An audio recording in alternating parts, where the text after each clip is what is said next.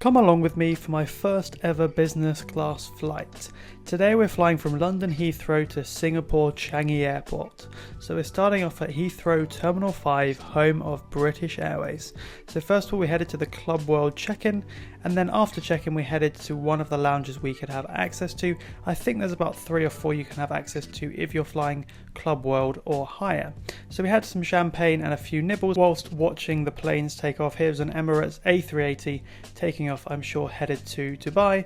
As I said, we just had a little snack here of some salad items. It's actually quite good food, to be honest, nothing too fancy. After a fairly relaxing time in the airport lounge, it was time to head over to the gate. Today our plane was taking off from the C gate, so we had to head down the escalators and get on the shuttle over to the B and C gates. Here is quite a cool but kind of creepy feature of a kind of 3D hologram of a lady saying which side the next train is going to be. I think didn't have to wait too long, and then we're headed over to our aircraft. Our plane today taking us over to Singapore Airport for the next 13 and a half hours is a 10-year-old British Airways Airbus A380 that was delivered back in October of 2014.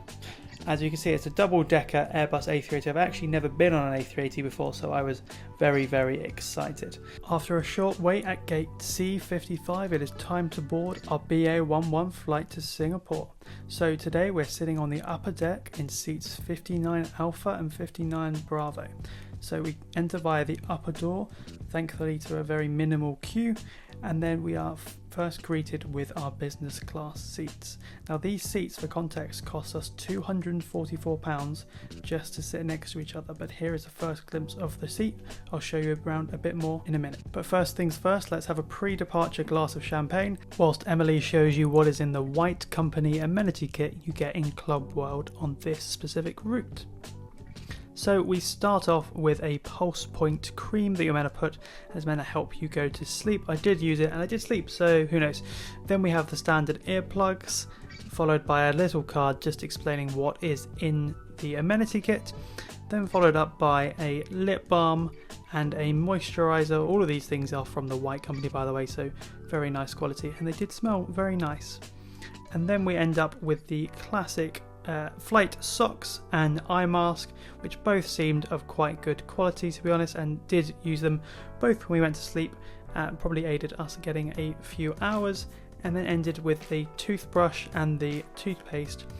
So just before we were about to take off, we were presented with this menu, fairly extensive considering I've only ever flown economy, but I'm sure it's nothing compared to the likes of Emirates and Etihad, but still a fairly good selection of food and beverages. And just on time at 7:37, it's time to push back and get on our way to Singapore. The flight safety video is shown, and I have to say I do actually really like this video. And it was also slightly a bit weird going backwards, but once you're in the air you didn't really realise it, to be honest. So today we were taking off on runway 27 left off to Singapore. So the flight time today is about 13 and a half hours. It's the longest flight me and my girlfriend have ever done. So whilst we taxi, line up and take off, let me talk you through how we've paid for this flight.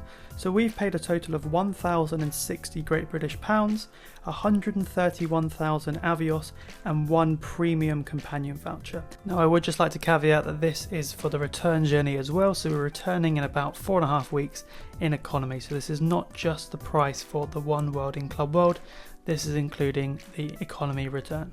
We were taking this flight over to Singapore to then go and start 5 weeks travelling around Thailand, Singapore and Vietnam.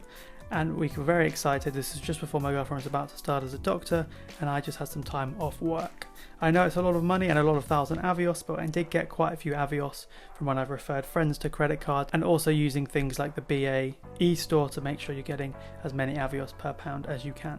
Now let's take a look around the seat themselves. These are the old Club World seats. They have this divider that goes up in between you and your neighbour. It'd be a bit awkward if you didn't know your neighbour. These can only go up after takeoff and have to come back down before landing. As you can see here, we've chosen these seats specifically because I, in the window, do not have to cross over anyone to get out. And obviously Emily has also direct aisle access. In most of the other seats, you have to climb over someone's foot when it's in a lie flat position. That's why we specifically chose these seats at the back of the top cabin. Now this is the IFE screen that pops out like this. It did kind of fall back a few times. It was also quite outdated and quite clunky, to be honest. I know the British Airways A380s are getting a refurb, but they kind of need them to happen now. The reason we chose the upper deck here on the A380 is because they had these side bins, which is great for storing all of your personal items. Otherwise, all you would get is this little drawer down here if you're downstairs or in the middle of these seats. So definitely go for the upper deck if you can. Now you are provided with some noise cancelling headphones. They weren't too bad to be honest, but we did bring our own, which we preferred using. They were nothing terrible, but they just weren't anything amazing. A lot better than the ones you get in economy, just the earbuds. And now it's time to re-watch the latest Hunger Games, which I really enjoyed, and it's also about 3 hours, so good to kill 3 of those 13 hours. Now we're at altitude and cruising on our way over to Singapore. Let's go and have a look at the bathroom on this A380. And as you can see, it is actually very, very spacious. This is because it's a wide body jet and much bigger than their narrow 777s. Also some kind of premium amenities in here, which is always great to see. And there's also this nice little cushion spot over here if you want to get changed into some slippers or whatever. But you have to bring those yourself, as BA don't provide any kind of pyjamas or slippers. I couldn't help but take a video of the stairs on the plane. I've never seen stairs on a plane. It doesn't feel that big though when you're on it. It just feels like any other wide body jet, but it was mad to think that there was another couple hundred people downstairs. Shortly after we were at altitude, the crew came round and asked what drink I would like, so I went for the Johnny Ginger, which is a whiskey based cocktail, and I do have to say it did really hit the spot. And then the sun started to set as we were heading east, and we took off rather late, so it was already getting dark in the east of Europe. And then it was time for dinner, so you have this mini tray table that then folds out to a much larger tray table for your dinner service. I have to say it was quite large, not the sturdiest thing in the world, but it was definitely big enough for what you needed it to be and for dinner, and it was quite stylish in the way that it just kind of went away when you needed it to. So before dinner I chose my drink for the meal, and I went with the Pinot Noir red wine. I do think Tony wanted to get me to sleep by keep topping it up, so I do appreciate that. Now to start today I went with the poached prawn salad, which to be fair was very nice. Hit the spot, the prawns were very nice. Whilst Emily went for the mozzarella salad. In terms of what you get with it, you do actually get metal cutlery, a nice glass of water. It does feel very premium compared to the plastic trays you get in economy. So on the tray came this kind of beetroot dish, which I wasn't a massive fan of, but I tried some of it, but it wasn't all that amazing. So I just carried on with the main part of the starter whilst continuing to watch the Hunger Games. For the main tonight I went for the chicken whilst Emily went for the cod, and I do have to say they were both very nice. I do think I preferred the cod, but the chicken did have a very good flavour. Like I said, very full, very hearty, a massive step up from economy, but I'm sure it's nothing on the Singapore Airlines chicken satays, for example, or the fact that you can get steak in the air. But it was very hearty and it did fill me up nicely. We were quite stuffed by this point, so we did share the chocolate dessert, which again was very nice. After dinner and at least half a bottle of red wine, it was time to go and get ready for bed. So I headed to the big bathroom and brushed my teeth, and then it was time to get changed out of my clothes into what I'd brought as pyjamas to get ready for bed. Like I said, BA don't provide any pyjamas, so I would advise bringing some comfy clothes that you can get changed into ready for bed. The seat itself does lie flat, and you have to keep holding this button for about maybe 30 seconds to a minute, but eventually you will get there. And as you can see here, this is what the bed looks like fully extended. They do give you a little topper as well as a duvet and a very, very nice pillow indeed.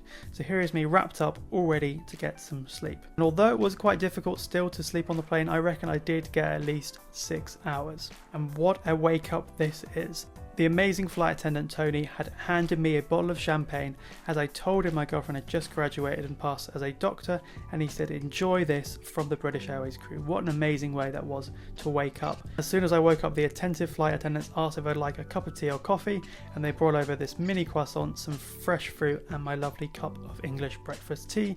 And then I went for the full English and the yogurt, which I do have to say was actually very nice. And then before I know it, we were told to put our bed back in the upright position and then get ready for landing into Singapore Changi Airport. Honestly, that 13.5-hour flight flew by. It's probably something to do with being in Club World and the half a bottle of red wine that Tony gave us last night, putting me to sleep. But honestly, the crew were amazing, Tony going the extra mile, giving us that bottle of champagne. They definitely didn't need to do that. Yes, the product is a bit outdated, but to be honest with you, the seats were very comfy, probably because they are a bit older. Found typically with newer planes and trains, the seats tend to be a bit harder because they're made from less material, the older ones being a bit more cushioned. And here we are landing into Singapore Changi Airport, my first time ever in Asia. Thank you so much for watching, and I hope you enjoyed coming along with me on my first ever business class flight.